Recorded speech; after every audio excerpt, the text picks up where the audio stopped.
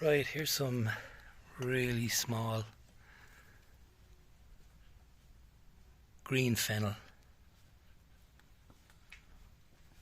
that I've dug up from that was grown beside, self-seeded, beside the adult plant. And I'm going to show you the adult plant now. And I think it's a plant that could be really useful or look really good in the jungle or tropical planting style. So this area, this bed here is actually a very dry bed, and this is the green fennel, and that's already about 5 feet.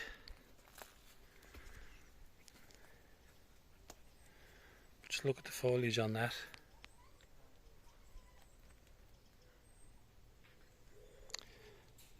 Self seeds all around this bed. Gets no winter protection, although there's a big old spruce here that probably protects it overhead, but it doesn't get mulched, doesn't get anything, and just keeps coming back year in year out. And it's about 4 feet wide as well, but the foliage and the stems look fantastic, and I think they'd fit right in with the jungle tropical theme. You know, if it was mixed in with broad leaves, or let's say dark purple leaves and stuff like that, just to contrast. I planted up bronze fennel as well that I bought in the garden centre, and they're very, very cheap plants.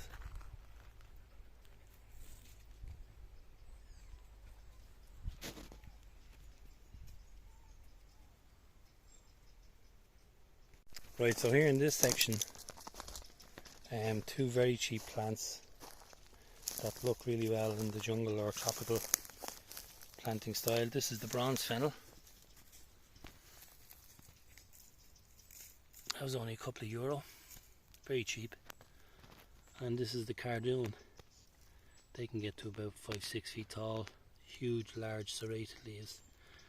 You know, it's going to look really well. I put the bamboo down to protect them.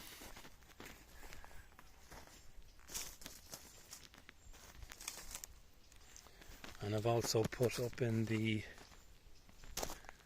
dry bed a cardoon as well. But I'll be giving this plenty of water anyway.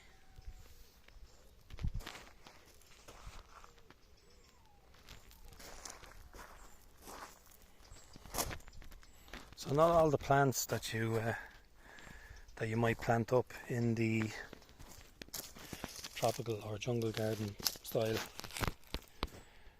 have to be expensive or exotic, and stuff that's probably been grown in Ireland for years and years.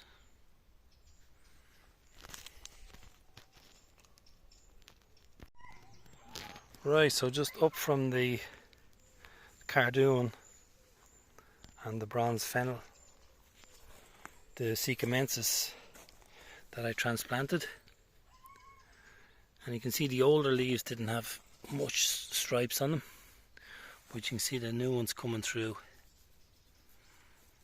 and there's lovely stripes to them. So obviously this location under the full sun is doing, you can see the red down the centre. Each leaf is different, but they're doing really well.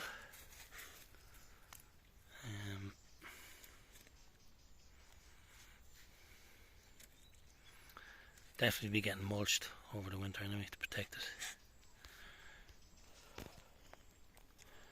And I took up 2 of the big pups in the barrels, and I've put them back across over near the tunnel there on the opposite side.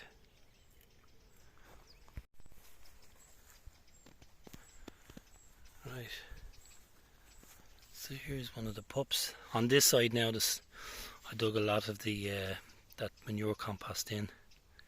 They give it a good head start. This whole area over this side seems to be very dry. Here's another one here. Leaves already open and been saturating in since they went in.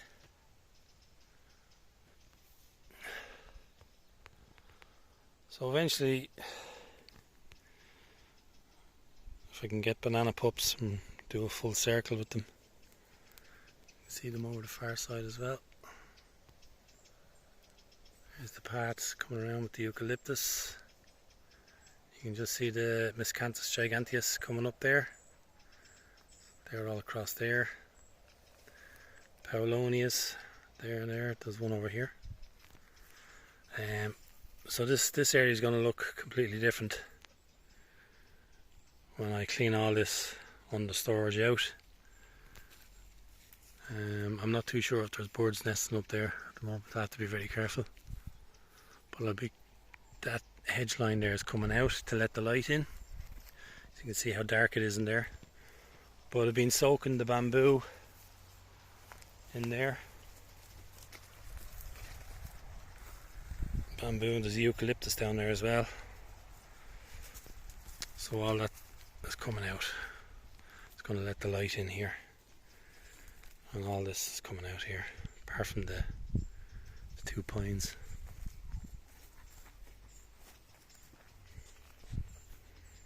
So another 2. I think that's 10 free Musa Basjou that came off the initial plants that I bought, and there's more popping up now.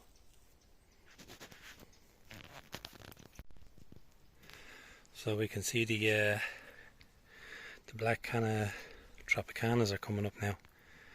They're getting nice and big. Nice big leaves.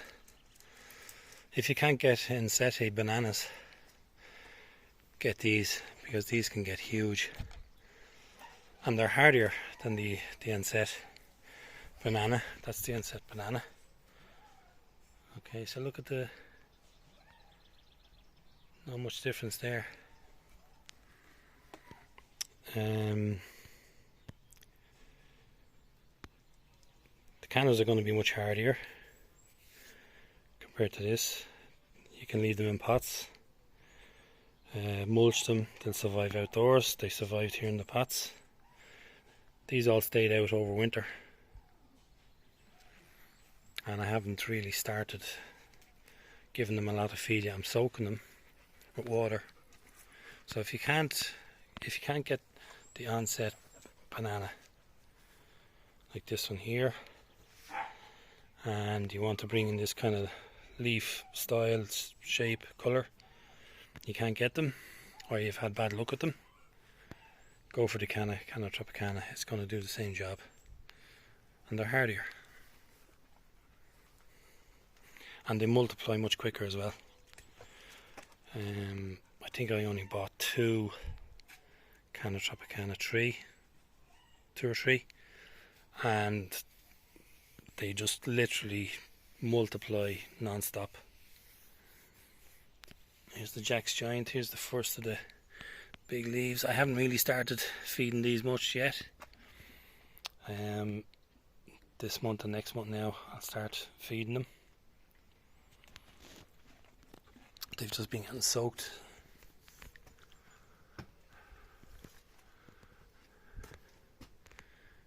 These bananas are getting huge now.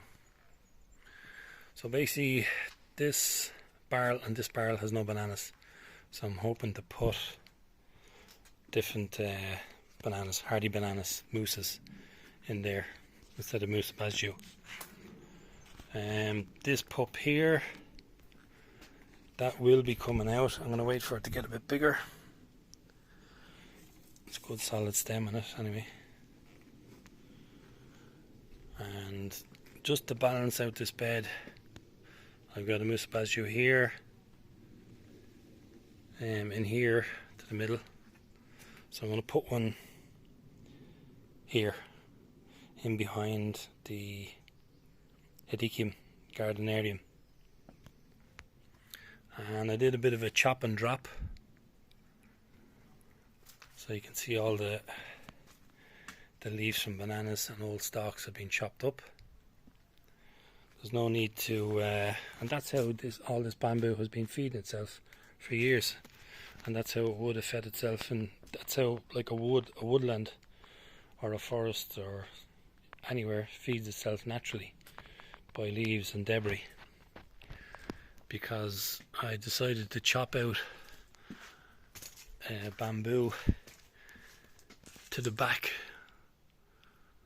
of this Dicksonia antarctica, the tree fern, because it was pushing right up. You can see the shape here, they're kind of getting pushed out instead of growing back in. So just to get a bit more light, a bit more space for the new fronds coming up, I've chopped out a lot of, cleaned up a lot in here, and just over here they still have plenty of cover.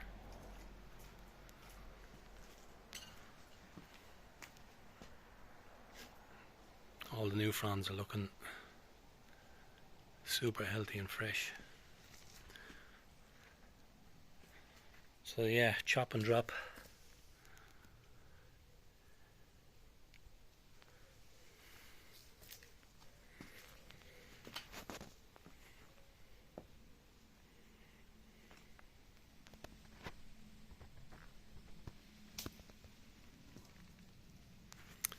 Old fronds here, getting pushed out by the new ones.